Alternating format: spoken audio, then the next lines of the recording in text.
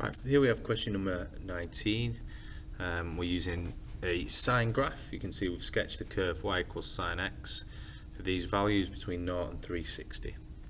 Now we're told that the exact value of sine 60 is root 3 over 2.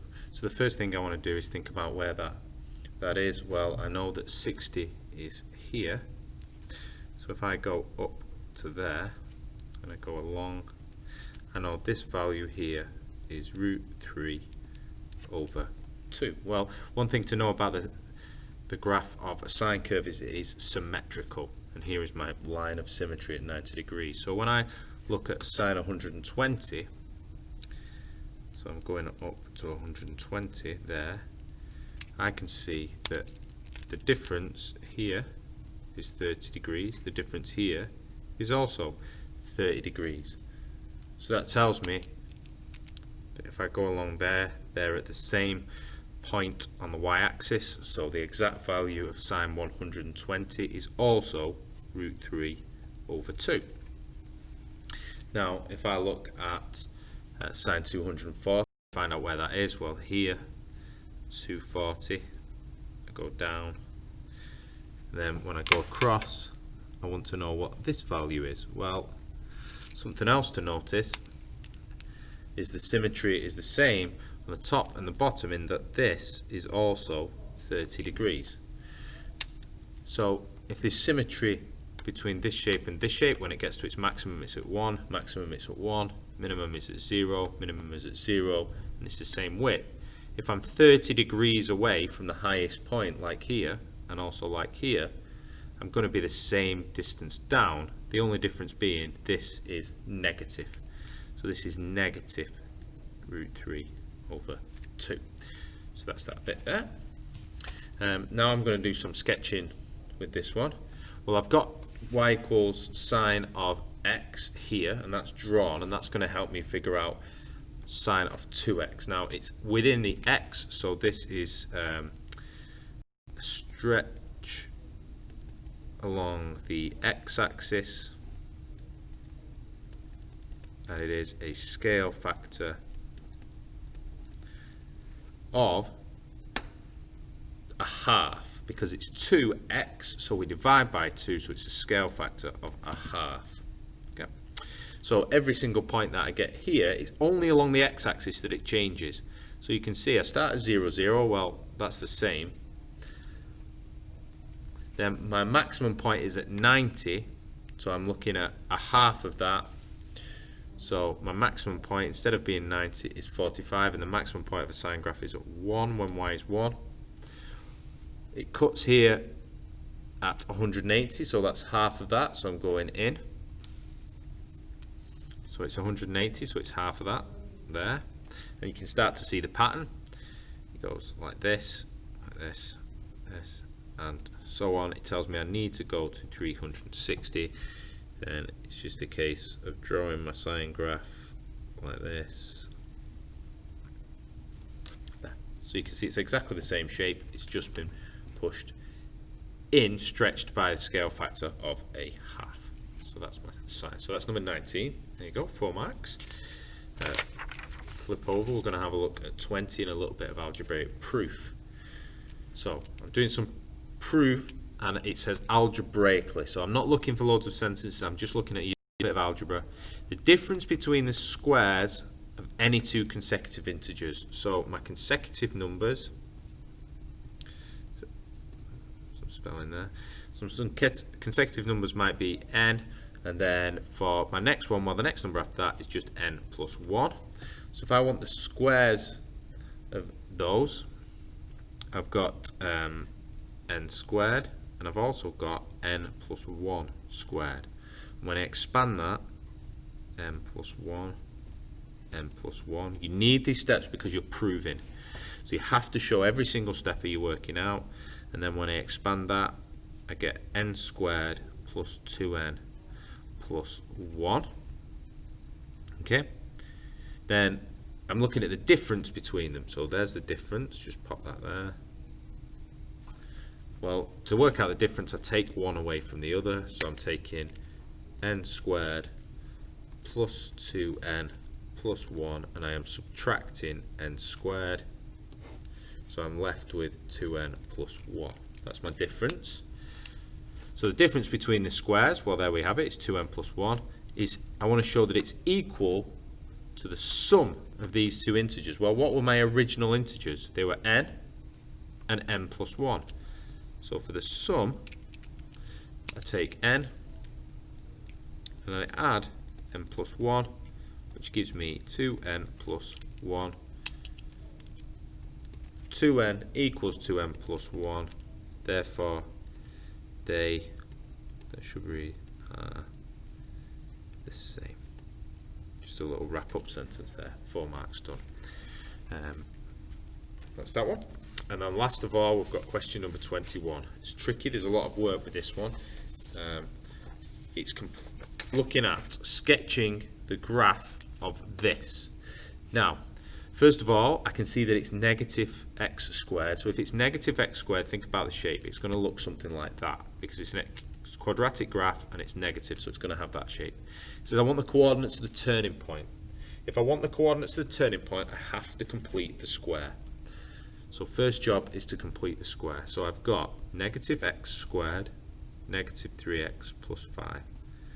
So because I don't want to complete the square with a negative at the beginning, I'm going to take that negative out and I'm going to factorize it out. So I've got negative x squared plus 3x plus 5. So that's my first bit there. Done. Then I'm going to complete the square with that bit in the middle. So I've got negative, and this is completing the square, x add 3 over 2 squared, minus, I've got to counter the fact that I've got 3 over 2 squared by taking away 3 over 2 squared, so it balances out. And then I've still got my plus 5 there.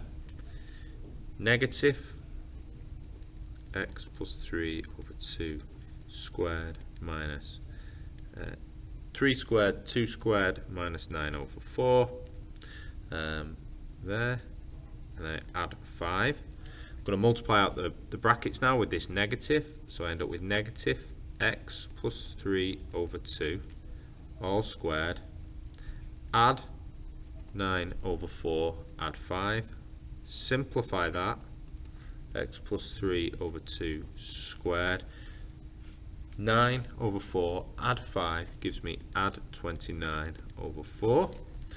So I'm getting there. This is now in a point where I can do completing the I can do a quick sketch. I'm going to use this pencil as a ruler because I've left mine elsewhere, but that's absolutely fine. It'll do the job. There we go. Now this is basically, imagine I've got the shape of y equals x squared, and what things are happening to it. Well, it's negative, so it's y equals x squared, so it's flipped, so it looks like this. This bit tells me the translation along the x-axis. And if it's add 3 over 2, then it's gone along by 3 over 2. So it's negative 3 over 2, because this is positive, it's inside this, so it is negative 3 over 2. And if you're not sure, make sure you go and revise, completing the square for that, and translations of graphs. And then my turning point is this bit here, negative 3 over 2. Turning point, negative 3 over 2. This is my y value, 29 over 4. So it's going to be up here somewhere, 29 over 4. So that's my coordinate. Next bit is I need to know where my intercept is. Well, that's easy. The intercept is just up here. It's the constant here. It's plus 5. That's because if I put x is 0 into all this, get 0, take away 3 times 0, which is 0, add 5. So when x is 0, y is 5. So it's somewhere along there. So I'm getting there. But I need to know, it says the coordinate axes. So I need to know where it crosses the x-axis. So when y is equal to 0. So I'm going to have to solve it. And the way I'm going to solve it is by doing this that I've got written down, and it's when the value of that is equal to 0. And I'm going to solve it from this situation. I don't need to multiply it out again or anything like that. I can solve it with this to get exact values.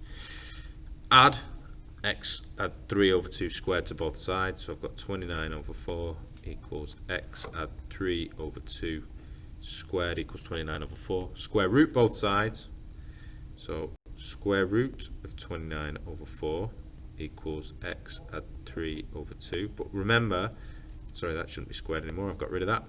Remember that when I square root both sides, I get a positive and I get a negative outcome. Now I can take away 3 over 2 from both sides, but I've got two values here, so I'm going to do it in two different ways. I'm going to do x equals positive root 29 over 2. Notice I've simplified that because root 4 is 2. Positive root 29 over 2.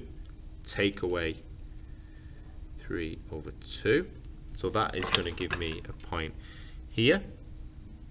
So root 29 over 2, take 3 over 2. And then I've also got the negative value, so x equals negative root 29 over 2, take away 3 over 2. Well, that's definitely going to give me negative because that's negative and that's negative, so it's going to be somewhere along here. Just extend that a little bit. Negative root 29 over 2. It's just a sketch. It doesn't have to be drawn incredibly accurate in terms of scale, as long as it's relatively well balanced. So it goes up. There's my turning point. There's my intercept. It goes down.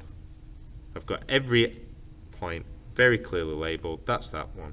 That's the turning point. And if you really want, you can put negative 3 over 2, 29 over 4 for my turning point. So it's very clearly labelled because it does tell me, showing the coordinates. And I've got this coordinate here. And if I want to be exact about that, you can even put the coordinate underneath. Root 29 over 2 minus 3 over 2, 0. That's my coordinate. Negative root 29 over 2, negative 3 over 2, 0. That's my coordinate. And this coordinate, 0, 5. And there it is sketched. A lot of work, but that's how you do it.